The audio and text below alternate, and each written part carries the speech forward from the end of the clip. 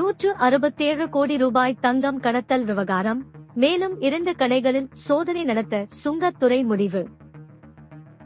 சென்னை விமான நிலையத்தின் சர்வதேச முனைய புறப்பாடு பகுதியில் பரிசு பொருட்கள் விற்பனை செய்யும் கடை நடத்தி டிரான்சிட் பயணிகள் மூலமாக 2 மாதங்களில் வெளிநாடுகளில் இருந்து சுமார் 167 கோடி ரூபாய் மதிப்புள்ள 267 கிலோ தங்கம் கடத்தப்பட்டதை சுங்கத்துறை அதிகாரிகள் கண்டுபிடித்தனர்.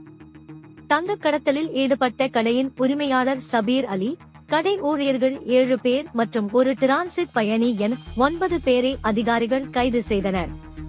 சென்னை விமான நிலையத்தில் பரிசு பொருட்கள் விற்பனை செய்யும் கடையில் தங்க கடத்தல் நடந்திருப்பது கடந்த வாரம் கண்டுபிடிக்கப்பட்டது.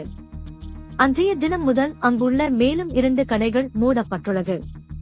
அந்த 2 கடைகள் மீது சந்தேகம் இருப்பதால் அக்கடைகளிலும் சோதனை நடத்த திட்டமிடப்பட்டுள்ளது.